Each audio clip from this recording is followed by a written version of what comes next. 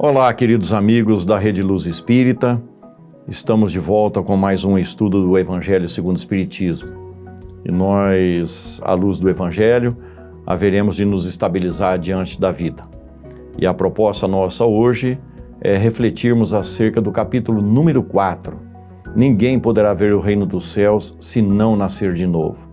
É a velha proposta do Cristo, incrementando em nossas vidas a reencarnação, para que nós consigamos compreender o mecanismo, o dia a dia, enfim, aquilo que está acontecendo hoje repercutirá amanhã e assim sucessivamente até o que fazemos nessa vida, na vida da frente. Tudo isso em busca da perfeição, em busca do reino dos céus dentro de nós outros. A nossa proposta, portanto, é comentarmos um pouquinho mais sobre a reencarnação. Não é isso, doutor? Então, é impressionante como Jesus era reencarnacionista. Tem várias passagens do Evangelho em que ele falava de reencarnação e as pessoas não acreditam na reencarnação. Eu fico assim abismado, porque é a maior lógica que existe a reencarnação. Se nós não entendermos de reencarnação, eu diria que Deus não é justo, não é bom, não é misericordioso, e por sinal muito caprichoso.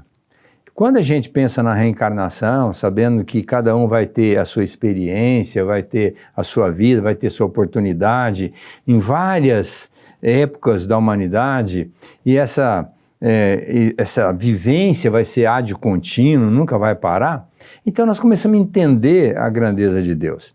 Eu só quero, meu Navarro, falar no Evangelho de Mateus, no capítulo 16, quando ele pergunta para os discípulos, o que o pessoal fala quem eu sou? E os discípulos disseram assim, bom, o senhor dizem que é Elias, outros dizem que é Jeremias, o outro diz que é João Batista, embora as pessoas que disseram João Batista é porque não tinham noção do tempo, né? Porque João Batista estava ali com ele. Mas então, eles eram pessoas que viveram muito tempo atrás, Elias, o Jeremias, Isaías, todos os outros profetas viveram muito antes do Cristo. Se eles voltaram, de que forma? Reencarnados, né? Então, aí ele pergunta para o Pedro, mas e vocês, o que vocês acham? Aí o Pedro se adiantou, olha, o senhor é Jesus, o Cristo, o Filho de Deus vivo.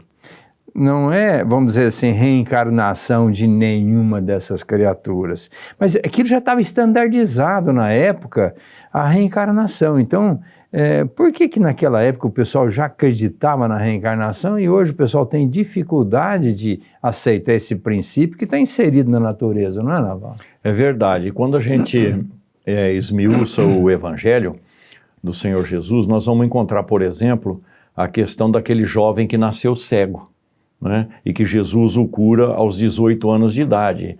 E os próprios discípulos perguntaram para o Senhor quem foi que pecou para ele nascer cego. Foi ele ou foram os pais? Aí está o princípio da reencarnação no entendimento deles, porque ninguém perguntaria se foi ele que pecou se não conhecesse o mecanismo da reencarnação. Em outras questões também no próprio Evangelho vai surgir essa ideia presente na cultura dos judeus e principalmente daqueles que conviveram mais de perto com Jesus. Mas Kardec vai analisar isso muito bem no capítulo 4 do Evangelho segundo o Espiritismo, quando ele toca no assunto da ressurreição, né? Então eles entendiam que as pessoas voltavam, mas na condição de ressurgir no mesmo corpo, né? O que é impossível, porque uma vez que o corpo se esvai, vamos dizer assim, ele se desagrega em todas as suas moléculas, como é que se tornaria presente em qualquer tempo à frente, né? Mesmo porque existe uma impossibilidade material prática. Imaginemos, hoje no nosso planeta nós somos mais de 7 bilhões de habitantes. Levando em consideração que não houvesse a reencarnação, 50 anos atrás nós éramos 4 bilhões e meio de pessoas na Terra. Na época de Jesus, 300 bilhões. 300 milhões. Esse povo todo, se tivesse que ressurgir agora, não ia caber no planeta. quando com o processo da reencarnação, a gente sabe que vamos trocando de posição. Então existe uma quantidade de espírito fixa para o planeta e nós vamos nos revezando aqui nos processos reencarnatórios. E à medida em que a gente vai aumentando o tempo de vida aqui na Terra e a consciência, a gente vai permanecendo mais tempo, consequentemente também se permanece mais tempo no mundo dos espíritos, pela própria consciência, e vindo gente aqui, vai se somando em função já da característica espiritual que nós vamos traçando. Então Kardec vai ser muito claro com relação a isso, para deixar, como o senhor bem disse, né, ficar mais claro ainda para o nosso entendimento, porque a gente ainda é muito ignorante nesse aspecto da reencarnação, a gente não consegue compreender esse mecanismo, mas é um processo de entendimento da justiça de Deus. Porque como é que nós vamos explicar crianças que morrem precocemente? Pessoas que vivem 10, 20, 30, 40, 50 anos e outras conseguem viver aqui mais de 100 anos. Como encaixar isso na bondade e na justiça divina? Aí vem, né, Navarro, consolidar uma colocação de Jesus. A semeadura é livre, a colheita é certa. Eu fico pensando, por exemplo, um assassino profissional. Ele matou muitas pessoas. Se nós entendermos as tradições do pretérito, ele estaria condenado ao inferno, né? Ao inferno. E uma condenação definitiva, né? Irremissível. Irremissível, então não vai ser condenado definitivamente. Aí Jesus fala assim, meu pai não tem nenhum filho a perder. Ah, mas como é que faz? Deus cria a criatura, ela se perde, Deus perde o domínio sobre ela, depois vai e condena, né? Olha, se nós pensarmos que esse assassino profissional teve, pela misericórdia divina, mas também pela justiça, uma nova oportunidade, ele vai nascer, às vezes, cego, mudo e surdo, aleijado, para não perpetrar novos crimes. E a ele vai ser dado uma mãe que ele nem merece, para que ele possa se sensibilizar pelo amor daquela mãe e mudar a trajetória do seu comportamento, que antes era de um assassino profissional, agora termina aquela existência com uma criatura lúcida, muitas das vezes, no raciocínio, na inteligência, para depreender o que está acontecendo, mas limitadíssimo para não se permitir a fazer outros crimes. E na outra existência, ele volta, não como excepcional, mas volta aquele molequinho nervosinho, né? Aquele molequinho meio de mal com a vida, coisa e tal, mas está muito distante do assassino profissional. Sim. Já um pouco menos distante da excepcionalidade. Vem um molequinho um pouco nervosinho. Mas qual que vai ser o destino dele para frente, Navarro? A reforma íntima sempre, e ele como sendo um filho de Deus, ele vai se recuperar ao longo do tempo, como nós todos temos nos recuperado, porque imaginemos nós com as nossas viciações de hoje, as nossas tendências menos felizes, o que éramos há 100, 200, 300 anos atrás, né? Eu gosto muito de uma passagem do Evangelho segundo o Espiritismo, onde Sansão fala isso, né?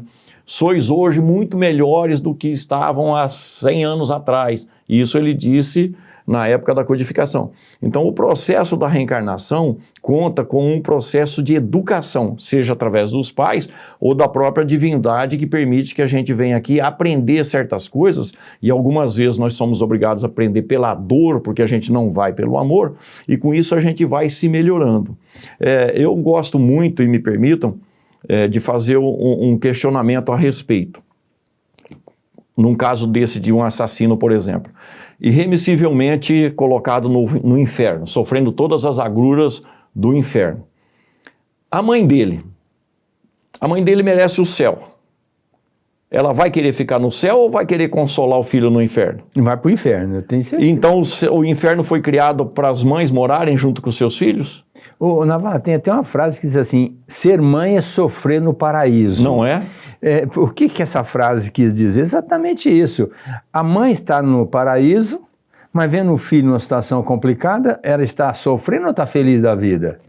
Está sofrendo. Tá sofrendo. Mas isso, a começar que nós não somos pais nem mães de ninguém. Numa determinada encarnação, nós estamos pais e mães de alguém.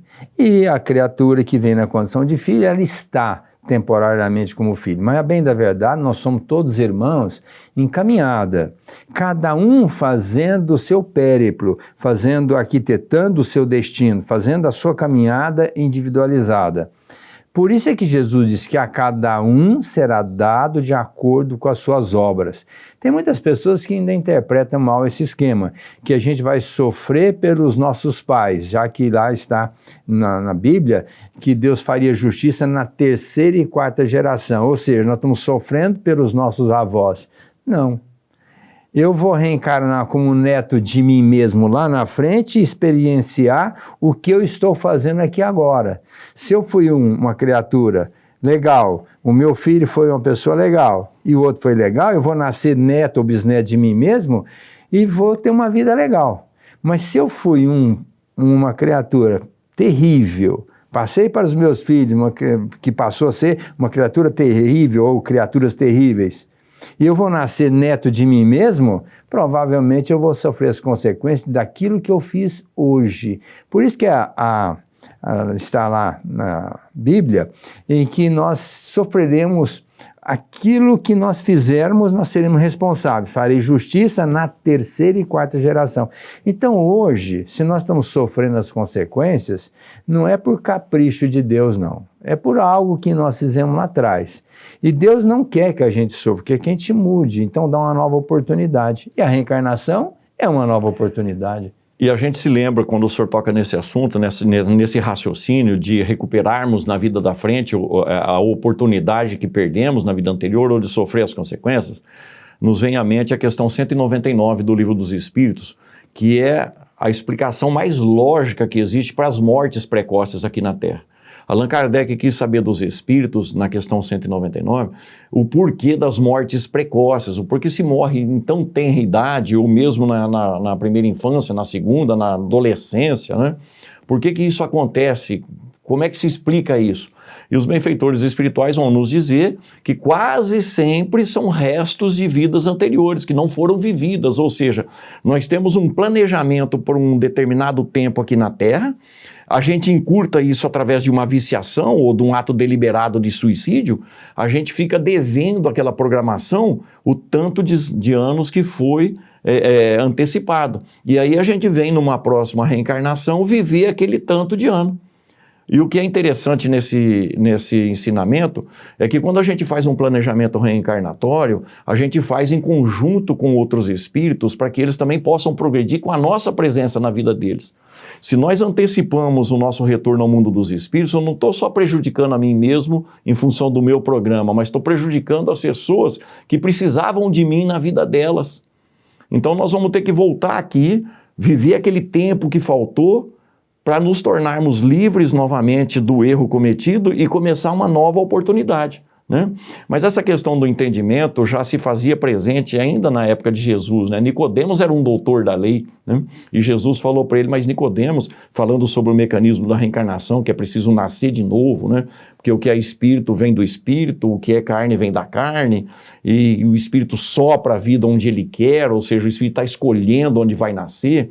Nicodemos não conseguia entender isso, embora fosse um doutor da lei. Jesus cobra ele, né? Você é mestre em Israel, doutor em Israel, não sabe das coisas que são da terra? E se eu te falar das coisas do céu, então, né? Então nós ainda temos um pouco de dificuldade para subjetivar a questão da vida. E a gente tem um pouco até mesmo de receio de aceitar esse tipo de mecanismo, né? Porque o que a gente mais espera é ir para o céu e não ter que fazer mais nada nunca, né? E reencarnar significa voltar aqui e trabalhar e sofrer e passar pelas dificuldades e dores, melhorando o nosso espírito. E aí mais interessante ainda essa questão, esticando um pouquinho a conversa, é que hoje o meio científico já se debruça sobre a causa da reencarnação, né? Haja vista as terapias de vida passada, que não é uma criação da doutrina espírita nem de nenhuma doutrina reencarnacionista, né? E aqueles outros que pesquisam essa questão da vida passada, e já tem isso em livros e mais livros, sempre sob o enfoque científico, vídeos e mais vídeos com depoimentos e reportagens, mas a gente ainda fica cristalizado, às vezes, numa posição religiosa e não quer abrir mão disso. Mas a reencarnação existe para todos, independentemente da nossa identidade religiosa. Navarro, Você vê como é que as coisas são. A reencarnação não é propriedade da doutrina espírita, é bom que a gente coloque isso. A doutrina espírita veio explicar os mecanismos que são ligados à reencarnação. Exatamente. Mas os Vedas, tempos idos, coisa assim de 5.000 anos, 10.000 anos, esse pessoal que veio de Capela para a Terra era um pessoal inteligente, muito inteligente. Eles eram atrasados moralmente, mas eram um pessoal muito diferenciado. Para eles, foi colocado naquela época a reencarnação. Já naquela época falava que os espíritos tinham que voltar na Terra várias vezes para poder evoluir espiritualmente. E nós, que naquela época, talvez nem fôssemos criados ainda, mas vamos imaginar que nós estivéssemos lá nos primórdios, já iniciando uma trajetória evolutiva, nós não tínhamos estrutura para entender isso. Então, por isso é que o Nicodemos veio perguntar para Jesus, mas Senhor, o Senhor que é mestre, que veio nos ensinar, como um doutor, quer dizer, teve enaltecendo até a si mesmo, eu sou um doutor, o Senhor também é um doutor, né? E Jesus falou assim, menos. Você ainda está longe de entender o que nós entendemos. Mas eu vou te falar, você tem que nascer de novo. E hoje, você vê, Ellen Van Bar, Netterton, Estados Unidos, Drouot, na França, Ian Stevenson, na Califórnia, são pesquisadores que não são espíritas. Hoje eles entenderam pela lógica, pela razão, que tem que buscar a verdade e para justificar, inclusive, muitas coisas que somente são explicadas pela reencarnação. E eles fazendo esse estudo com fatos verídicos, consumados, eles mesmos chegaram à conclusão que a reencarnação é uma realidade. A ponto da Ellen Van Bar perguntar para os seus analisados qual foi a primazia da sua programação para essa atual existência. 90% dos analisados disseram, nós programamos aprender a relacionar. Então, veja, nós estamos aqui, convivência, nós estamos aqui para relacionar e tirar proveito da relação para o nosso progresso moral, intelectivo, sentimental, não é, Ana Paula? Então, e quem de nós não tem uma historiazinha de reencarnação, de ouviu falar, né? E nós próprios aqui, peço permissão para isso, passamos por uma experiência muito interessante, há menos de 10 dias, né? Um garotinho de nossa família, com 3 aninhos agora, disse para a mamãe dele, mamãe, eu não quero mais ser malvado, né? 3 anos, naquelas conversas à noite, sossegadinho, antes de dormir um pouquinho, mamãe, eu não quero mais ser malvado, né? Mas você não é malvado, meu filho? Ah, mamãe, mas eu era muito malvado antes de vir para cá, e eu não quero mais ser. Né? Então é um evento de uma família que não é espírita, né? E a criança fala com uma tranquilidade, na verdade, o que ela está pedindo para a mamãe dela? Me educa que eu não quero mais ser o que eu fui na outra vida. Ela está dando um recado. Está dando um recado, um pedido de socorro, né? Me educa para que eu não seja novamente aquilo que eu não dê continuidade, que eu não seja aquilo que eu já fui. Então a reencarnação é esse mecanismo que vai fazendo com que a gente esteja sempre junto, e aí vamos pegar um gancho naquilo que Jesus falou, né? Reconcilia-te com o teu adversário. Como o senhor falou de convivência, né? Nós estamos sempre convivendo com pessoas que têm a ver com as nossas vidas. Muitos amigos, muitos entes queridos se agrupam conosco num processo reencarnatório, mas também aqueles problemáticos que nós temos do passado tornam a caminho para a gente poder se reconciliar na proposta de Jesus, né? Então, quando a gente estuda o planejamento reencarnatório no capítulo 14 do Evangelho segundo o Espiritismo, né? Santo Agostinho ali dá uma aula sintetizada de reencarnação, de projeto reencarnatório. Ele vai falar que quando a gente vai reencarnar, muitos companheiros nossos, muitos seres que nos amam e que a gente ama, que a gente tem amizade, programam vir junto com a gente, e a gente vai encontrar aqui na Terra, né? Alguns amigos de infância que esses a gente não esquece nunca mais, mesmo que eles se afastem de nós. Outros chegam na mocidade e às vezes ficam até o fim da vida. Outros chegam já numa idade mais avançada, mas a identidade é muito rápida, justamente pela convivência anterior. No meio desses, diz Santo Agostinho, um ou outro que a gente tem problemas de relacionamento, reencarnam com a gente, justamente para que se faça laços de amor onde existe laços de ódio. Ora, se não for o mecanismo da reencarnação, como é que a gente vai perdoar 70 vezes 7 vezes?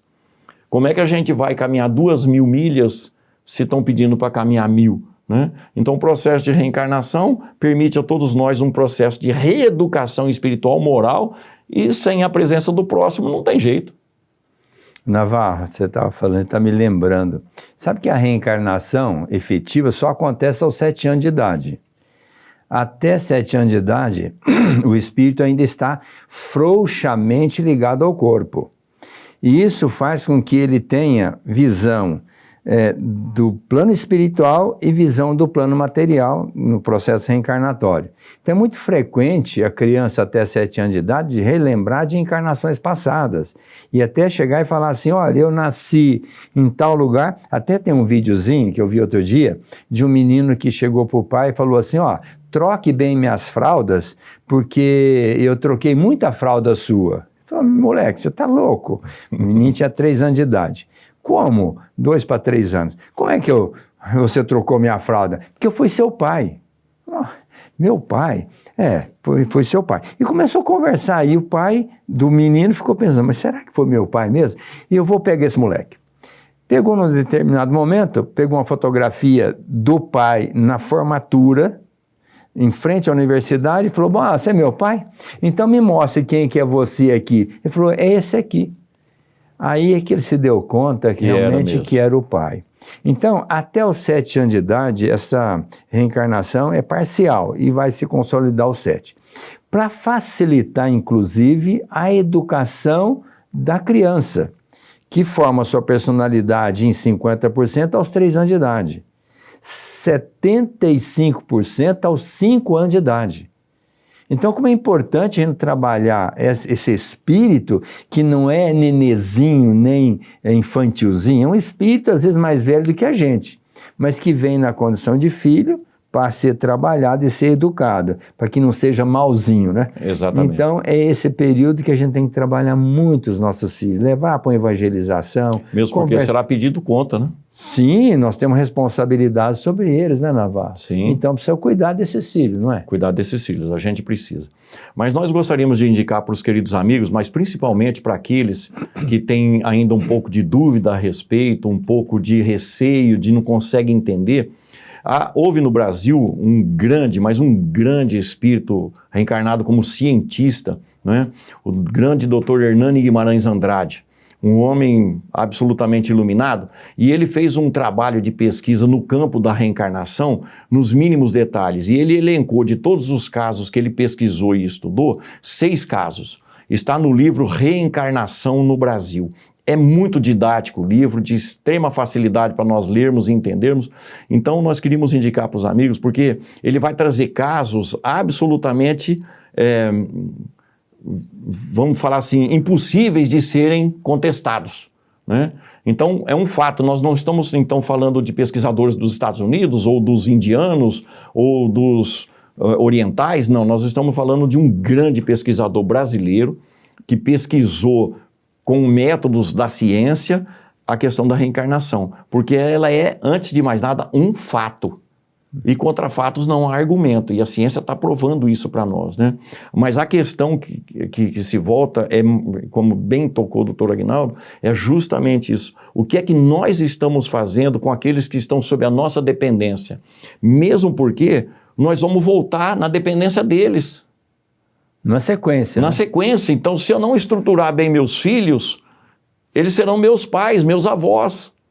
E um detalhe, Navarro, às vezes a pessoa fica questionando, mas então desencarnou, a família desestrutura, aí vem outra família na próxima que talvez não seja os mesmos, como é que fica essa questão da família? Bom, isso está bem tratado no capítulo 4 do Evangelho segundo o Espiritismo. Kardec deixou isso muito claro. Nós somos uma única família, né? Uma única família. Nós somos todos irmãos, filhos de Deus. E de Jesus. De Jesus, irmão de Jesus e filho de Deus. Agora, circunstancialmente, nessa atual existência, eu tenho minha família de sangue, meus antecedentes, a família adquirida, né? E tereis agregados que virão também na família, como genros e noras, também são da família. Como também tem os pais dos genros das noras, também vêm da família. Que acabam por participar. Então, nós somos uma família, uma constelação familiar. E todas essas pessoas fazem parte da família. Família, entre aspas, adquirida a partir de um casamento. Mas, entendendo que, ao desencarnar, talvez e provavelmente tenhamos muito mais amigos, de outras muito vidas. mais familiares de outras vidas, com vínculo muito mais estreito conosco do que a própria família. Agora, aqui, pelo menos agora, nós temos que nos acertar na lei do amor com essas pessoas. Essa é a proposta, relacionar bem com todo mundo para tirar proveito dessa atual existência, para se aparatar para uma existência melhor na próxima, não é, Ana Paula? É verdade. Kardec vai estudar bem essa questão, não é porque a gente já teve, vamos dar um número qualquer aqui, 100 reencarnações, nós teremos 100 pais diferentes. Se nós fizermos da nossa vida uma vida de amor, nós teremos 100 pais que nos amam profundamente. E é muito melhor do que ter um só, né? Então o nosso papel é nos prepararmos sempre para trocar com o próximo experiências, fazendo para ele o que nós gostaríamos que fosse feito para nós. Com isso a gente vai se fortalecendo, ajudando no progresso, eles ajudando a gente no progresso, para que quando todos nós voltarmos para o mundo espiritual e mais para frente voltarmos aqui de novo, a gente tenha menos relações conflituosas e mais relações de amor. Bem, nós convidamos os queridos amigos para participarem conosco aqui, mandando perguntas, enviando perguntas, ideias, para nós discutirmos isso. As últimas palavras, doutor. Então, nosso programa está sendo passado através da Rede Luz Espírita, toda segunda-feira, 9h30 da noite. Então, assistam ao nosso programa, participem conosco e aproveitem essa atual existência. Ela é ímpar, é a existência mais importante na nossa vida, é esta atual.